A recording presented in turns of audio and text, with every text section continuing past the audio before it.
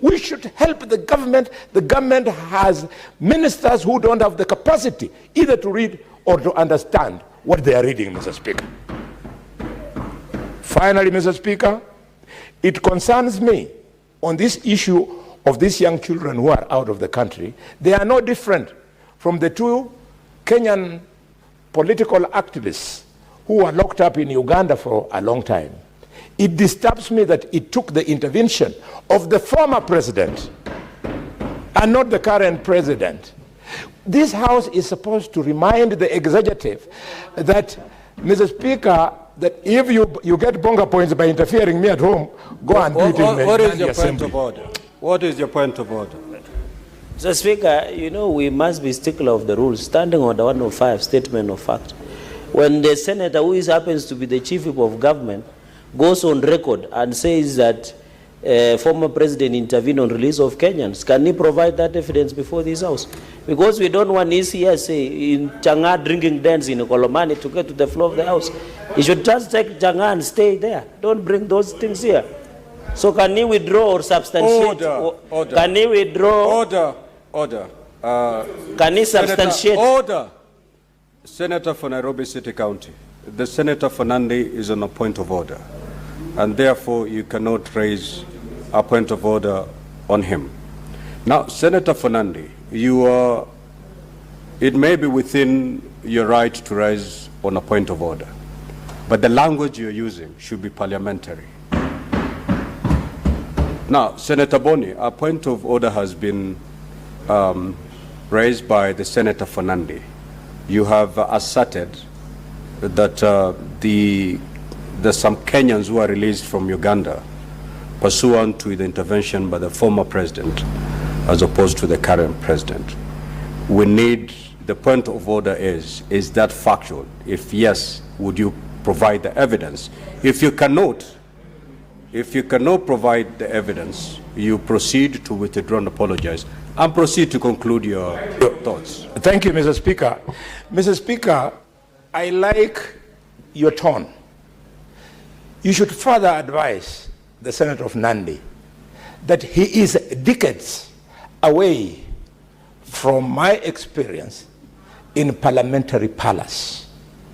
If he wasn't, he would be knowing that in this parliament a ruling has been made that a member is not expected to substantiate the obvious.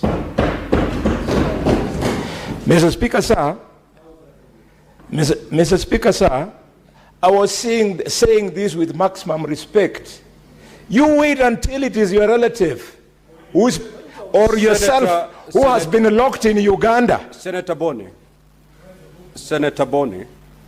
a point of order has been brought to you after having stated that the former president intervened for the release of 2 Kenyans from Uganda. Is that factual? And if it is, would you produce the evidence? If you can't, withdraw, apologize, and conclude your thoughts. Mr.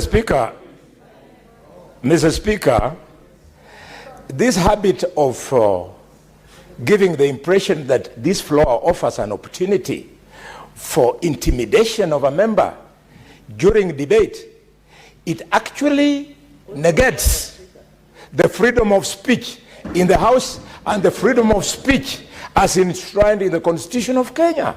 Let me make my point.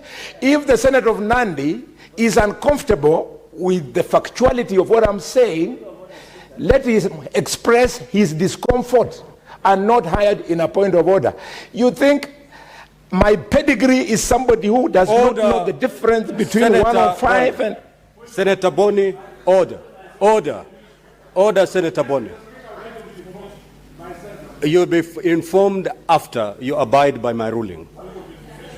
Proceed. I made a ruling on the point of order that had been raised. That point of order has been sustained, and therefore you are to proceed. Now, Senator for Nairobi City County, Senator Sifuna, you'll have a moment to speak. Senator Boni, Senator for Kakamega County, you either proceed to substantiate that allegation or withdraw, apologize, and proceed to conclude your comments. Mr. Speaker, I started this journey in politics at the age of 22. Now, bear with me. Bear with me, Mr. Speaker. It is just 5 seconds, I've finished. Right, at the age of 22, we fought for this constitution for so long, so much so that rather than respond to all things that have been said here, I choose to keep quiet. Senator Boni, if you cannot substantiate, the other option is not to keep quiet. Keeping silence is not an option under our standing orders. If you cannot substantiate, you proceed to withdraw and apologize. Proceed. Mr. Speaker, I see no evidence that I'm unable to substantiate. If such evidence is there, let it be adduced. I am very serious. We are not going to breach provisions of the Constitution just because of a smaller provision that could be found in a standing order. And if the Senator of Nairobi could inform me, please. Senator Boni, we will deal with the point of order raised before I allow the Senator for Nairobi City to inform you. Kindly, you either substantiate now. If you're unable to do so now, you can request for more time. If you're unable to do those two, then kindly proceed with withdraw and apologize and conclude your thoughts. Either way, thank you very much for the indulgence. But I can assure you, I have said, I have chosen to keep quiet for the reason that Kenyans died to have freedom of expression and speech. Please understand these things. We were there before you were not there. Now, honorable senators, you are choosing to stay silent, Honorable Khalwale. Therefore, it means that you failed to substantiate, and the natural consequence will flow. I will therefore rule you out of order and ask you to leave the chamber. For the remainder of today's sitting, I've made a ruling, Honorable Boni. I have given you more than 15 minutes to do what this.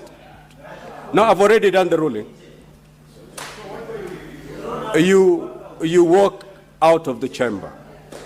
Mr. Speaker, I exactly walk out because I cannot allow this parliament to tamper with freedom of speech in this house and freedom of expression in general. Which my